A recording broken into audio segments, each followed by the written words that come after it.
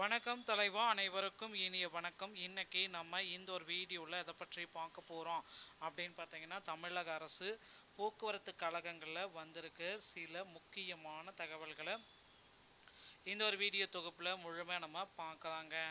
தமிழக அரசு போக்குவரத்து கழகத்தில் டிஎன்எஸ்டிசி அப்படின்னு சொல்லக்கூடிய தமிழ்நாடு அரசு போக்குவரத்து கழகத்தில் 28,000க்கும் மேற்பட்ட காலி பணியிடங்கள் இருக்குது. முதல்வர் விஜய் அவர்கள் இந்த நிரப்ப புதிய அறிவிப்பு எப்பொழுது வெளியிடுவார், இதை பற்றி முழுமையாக நம்ம பார்க்கலாம். ஸோ டிஎன்எஸ்டிசியில் டிசிசி 2025 நியமனங்கள் மீண்டும் நடைபெறுமா?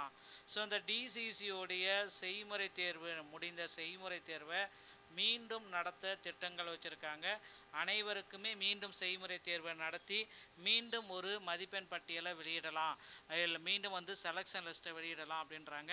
ஸோ மீண்டும் பார்த்திங்கன்னா டிசிசியோடைய 850 பேர் பெண்டிங்கில் இருக்கிற 850 பேருக்கு பணி வாய்ப்புகள் கொடுக்க போகிறாங்க டிஎன்எஸ்டிசிலேருந்து.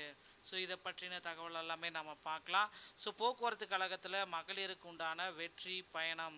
ஸோ மகளிருக்கு இந்த வெற்றி பயண திட்டத்தை பார்த்திங்கன்னா முதல்வர் விஜய் அவர்கள் இன்னும் ஒரு சில ஜனங்க, அதாவது இந்த ஜூன் 15க்குள்ளார வெற்றி பயணம் திட்டத்தை தொடங்க இருக்காரு. என்னன்றதை பற்றி தான் இந்த வீடியோவில் நம்ம பார்க்குறோம். நீங்கள் நம்முடைய சேனலை முதல் முறையாக பார்க்குறீங்க அப்படின்னா மறக்காமல் ஒரு சப்ஸ்கிரைப் அண்ட் பெல்லை கிளிக் பண்ணி வச்சுக்கோங்க.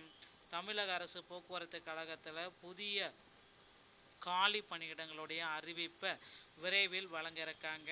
போக்குவரத்து கழகத்தில் கிட்டத்தட்ட 28,000க்கும் மேற்பட்ட காலி பணியிடங்கள் நிலவுது அப்படின்றத எல்லோருமே குறிப்பிட்டே சொல்லியிருக்காங்க.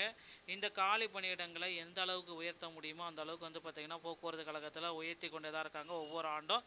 ஆனால் ரிட்டையர்மெண்ட் பீப்புளும் அதுக்கு ஈக்குவலாக ரிட்டையர்மெண்ட் ஆகிட்டு தான் இருக்காங்க. எல்லாமே நம்ம கருத்தில் கொண்டு பார்க்குறப்போ புதிய வேக்கன்சிஸ் டிரைவர், டிரைவரே மொத்தம் 20,000 பேர் தேவைப்படுறாங்க. கண்டக்டர் ஒரு 8,000 பேர். ஸோ ஒட்டு மொத்தமாக 28,000 டிரைவர் கண்டக்டர் எடுக்க போகிறாங்க. ஸோ இதுக்கு பார்த்திங்கன்னா டிரைவர் கம் கண்டக்டரும் எடுக்க போகிறாங்க. டிரைவர் தனியாகவும் கண்டக்டர் தனியாகவும் எடுக்க போகிறது நமக்கு தகவல்கள் வந்திருக்கு. ஸோ நீங்கள் இந்த டைமில் போக்குவரத்து கழகத்தில் ஜாயின் பண்ணணும் அப்படின்னு நினச்சிங்க அப்படின்னா அருகாமையில் இருக்கிற ஆர்டிஓ அலுவலகத்தை அணுகி டிரைவிங் லைசன்ஸ் மற்றும் கண்டக்டர் லைசன்ஸை எடுத்துக்கலாம். டிரைவிங் லைசன்ஸ் எடுப்பது ஓட்டுநர் பயிற்சி பள்ளி மூலமாக தனியாரில் கூட எடுத்துக்கலாம். அதை அந்த இன்ஸ்டியூட் மூலமாக தனியாரில் எடுத்துக்க முடியும். ஆனால் கண்டக்டர் லைசன்ஸ் எடுப்பது அப்படி கிடையாது. தமிழ்நாடு திறன் மேம்பாட்டு கழகத்தை அணுகி ஃபஸ்ட் எய்ட் சான்றிதழ் வாங்கி அதை ஆர்டிஓ ஆஃபீஸில் கொடுத்தால் மட்டும்தான் உங்களுக்கு கண்டக்டர் லைசன்ஸ் அப்படின்றது கிடைக்கும். ஸோ இந்த விதிமுறைகள் அனைத்துமே பின்பற்றி போக்குவரத்து கழகத்தில் நீங்கள் டிரைவராகவும் கண்டக்டராகவும் பணியாற்ற வாய்ப்புகள் இருக்குங்க. இந்த ஒரு வீடியோ பதிவு உங்களுக்கு பிடிச்சிருந்துச்சு அப்படின்னா நீங்கள் நம்முடைய சேனலோட இணைந்திருங்க. மீண்டும் ஒரு நல்ல தகவலோடு நான் உங்களை சந்திக்கிறேன். நன்றி, வணக்கம், தேங்க்யூ.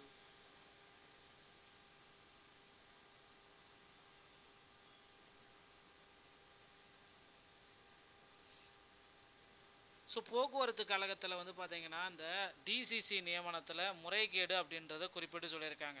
ஸோ 850 பேருக்கு பார்த்திங்கன்னா பணி ஆணைகள் வருமா அப்படின்றது இப்போ கேள்விக்குறியாக இருக்குங்க.